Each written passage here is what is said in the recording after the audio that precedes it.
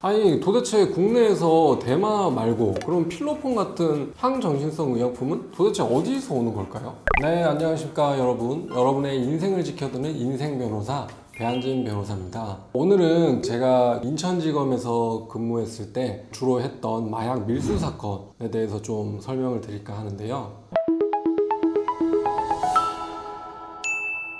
혹시 여러분 마약왕이라는 영화 보셨어요? 송강호 분이 연기한 이두삼이라는 인물이 국내에서 그 필로폰 제조시설을 대규모로 그렇게 막 운영하는 장면이 나오잖아요. 이제 1970년대를 배경한 건데 그 이후에 이제 범죄와의 전쟁을 통해 가지고 특히 필로폰 제조시설들은 국내에서 다 사라졌다라고 보는 게 지금 수사기관의 생각이거든요. 실제로 제가 뭐 수사를 해보면 필로폰 제조 시설에 대한 내용은 찾아보기 힘들고 대마 재배 시설은 간간히 그렇게 적발이 됩니다. 자, 그러면 여러분 여기서 궁금해 하실 거예요. 아니 도대체 국내에서 대마 말고 그런 필로폰 같은 항정신성 의약품은 도대체 어디서 오는 걸까요? 국내 제조 시설이 없으면 당연히 해외에서 공항이나 항구가 있는 부산이나 인천을 통해서 밀반입되는 게 대부분이라고 보시면 돼요. 우리가 그 화물 같은 것을 엑스레이 촬영을 통해 가지고 그 안에 뭐가 들었는지 다 이제 관세청에서 조사를 해요. 1차적으로 그렇게 조사를 해서 마약으로 의심되는 그런 품목이 있으면 개장 검사를 하죠. 그래서 실제로 그 안을 들여다봐 가지고 그 안에 마약이 있으면 그걸 이제 자체적으로 수사를 하거나 검찰에 인계를 하는 그런 시스템입니다.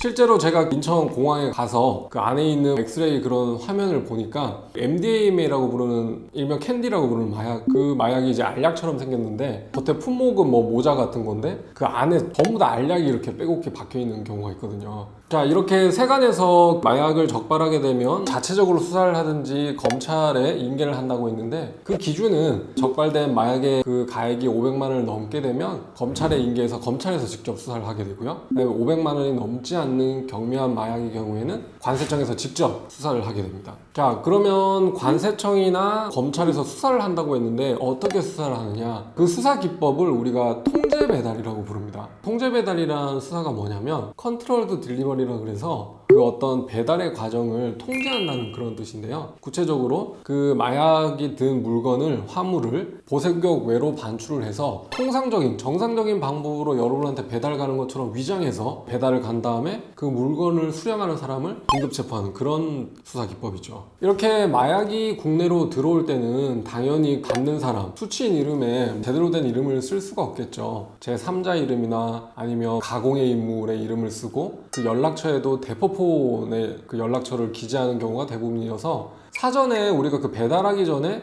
연락처와 이름만 가지고 누가 받을지를 알 수는 없거든요. 그래서 실제로 배달을 통해서 그 물건을 수령하는 사람을 영장 없이 긴급 체포하고 있는 거죠. 저도 그런 통제 배달 수사를 직접 현장에 나가서 피의자를 검거해 오기도 하고 이렇게 수사를 했었는데 요새는 또 수사기관에서 그렇게 수사하는 게 녹록치만은 않습니다. 왜냐하면 이런 밀수하는 피의자들은 이뿐만 아니라 여러 건을 밀수를 하기 때문에 자기가 예정된 방법, 예정된 시간에 도착해야 될 물건이 뭔가 하루 이틀 지연된다. 그럼 그 물건 바로 이제 받아 버리는 거죠. 그렇게 되면 이제 수사가 실패로 돌아가게 되는 거고 뭐 이런 경우가 많기 때문에 통제 배달 수사 기법이 그렇게 쉬운 것만은 아닙니다. 긴급 체포한 다음에 압수수색이 정말 중요한데 실제로 마약 수사를 하다 보면 체포된 밀수 사범이 자기의 범행을 인정하는 경우는 거의 없다고 보시면 돼요. 그 물건 내가 주문한 게 아니다 내지는 그 안에 마약류가 들어있는지 몰랐다라고 주장하는 경우가 대부분이거든요.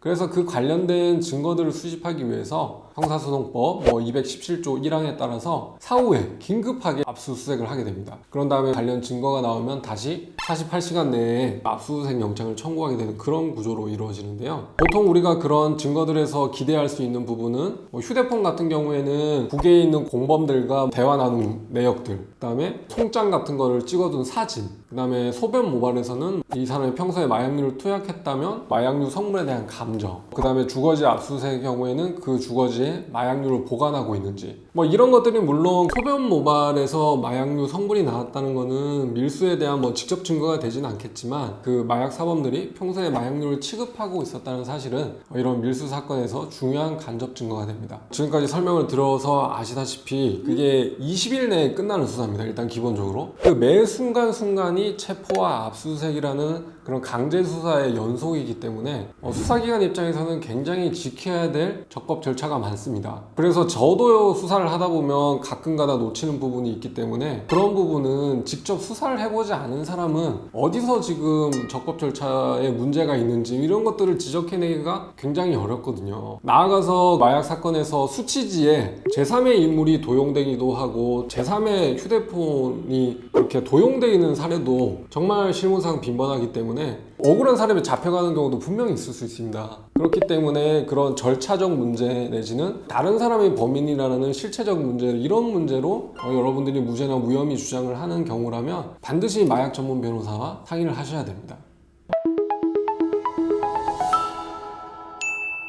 오늘 준비한 내용은 여기까지고요. 많은 도움이 되셨다면 좋아요와 구독 부탁드립니다.